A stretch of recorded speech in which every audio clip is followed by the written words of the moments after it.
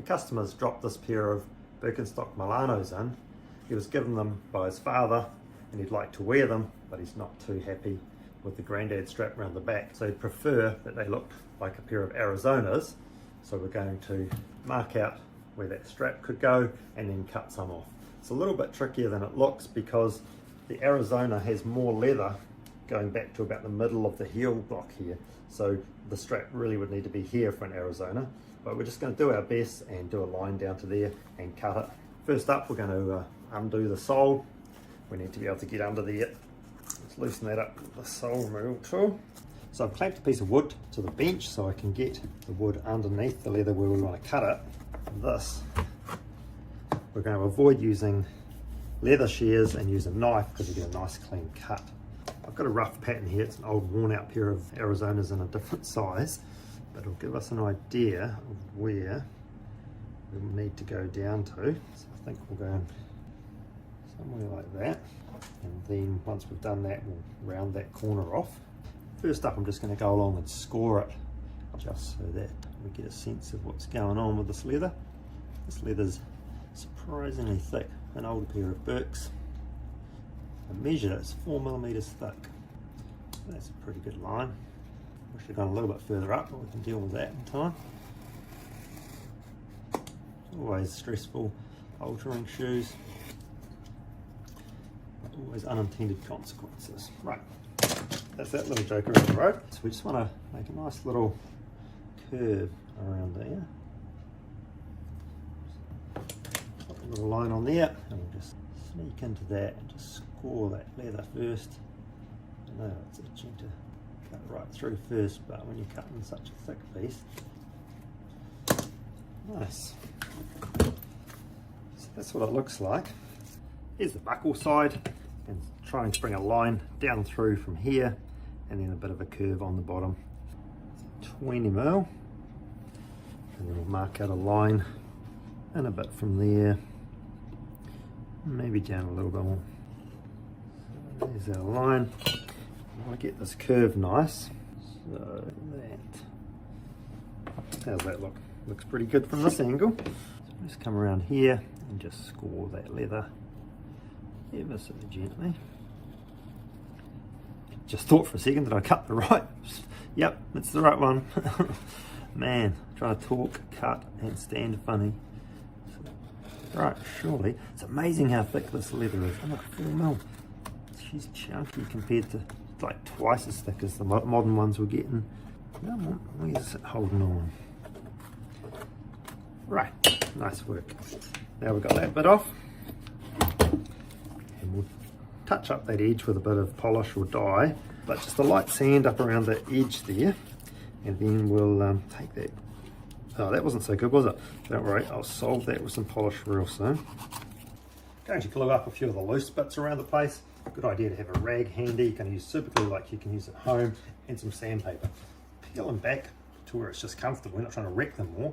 And just clean out any of the loose bits and pieces that are in there. Blow out the dust. And now apply the glue to the least absorbent surface, which is the cork in this case, because this leather up here will soak it up. Then it sets, it goes hard and nasty and doesn't glue properly. Glue where it doesn't matter, the middle bit first. Should get a new bottle of glue, huh? Then a very thin layer along the outside edges. Get that together in one action and hold it securely for at least 7 seconds. Just keep it real tight. And yeah, if anything's leaking out anywhere, try and just wipe that off. And obviously you don't want any dripping through onto your footbed. If it does, get into it with sandpaper and scratch it up. Just going to give this footbed a super quick cleanup. Just get the straps out of the road. And it's not too scurry looking, so it comes up pretty fast, pretty good. Good to do it outside or with a vacuum cleaner nearby. That's better, isn't it? Yeah, so just go around. I usually go around and get the real bad bits first while I'm feeling energetic. That's one of the funny things about shoe repairs. When people get the shoes back from getting repaired, they scrutinise everything. They check everything.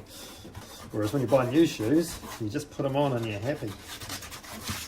Yeah, that's looking pretty good, eh? And it comes up great once you give it a quick vacuum. If you want to go the full Monty on these, you just give them a shampoo or sneaker cleaner or saddle soap.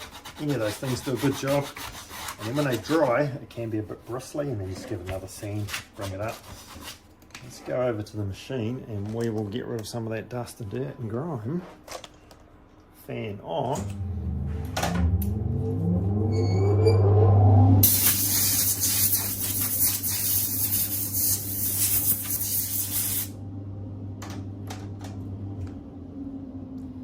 Once that's done, you can see the bits you missed. I was trying to go around that, obviously, that's why I missed it. But then you can go and touch up those little bits there. Right, so time to give these a clean. Typically like just to give them a super quick squirt with water. This has got a bit of shoe shampoo still in it from last time. That foaming up there. That evens everything out, and when you come to put your polish on, it's going to soak in and hopefully trap in a bit of that moisture.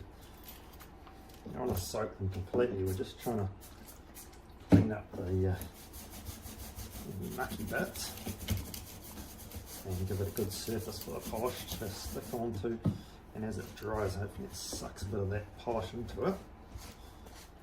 Nice. So what we're using here is a TRG quick shine product. It's not the best for the leather, but it's nice and quick and easy, and with a little applicator you don't get it on the cork when you go off the edge, whereas if you're using a polish brush you do. And if you use this, a couple of times a year on a leather, it's really not going to change the outcome. But if you use it every week, it's more likely to dry the leather out than a typical smooth shoe cream or something like that. And what's not to love when it's that quick, right? This size gets a little bit trickier. If you buy one of these and it dries out, just give it a couple of squirts of water into there and a couple of drops onto the sponge. John worked that out at our shop, and it has been a good thing ever since. With the backs of the straps where we've cut these Milanos down, you can just get a little bit of this onto the back strap, like that. It just takes the harsh new look of that leather off. Right, nice work. We'll let that dry and then we'll go ahead and coat the cork with cork renew. Typically I just get some on there, grab a sponge, transfer some of that sponge, and then once you've got some in that corner you can do a nice tidy job in next to that. And you can always put another coat of this on if you put it on too thin. With the actual brush that it comes with, it puts it on quite thick, which is good and protective. It just doesn't look so good while it's drying and you're trying to make a video. This pair of Birkenstock Milanos was given to the customer by his dad, so they got some sentimental value, but he didn't really like wearing them with that old granddad strap on the back, so we've gone ahead and cut the strap off the back and given them a bit of a tidy up for him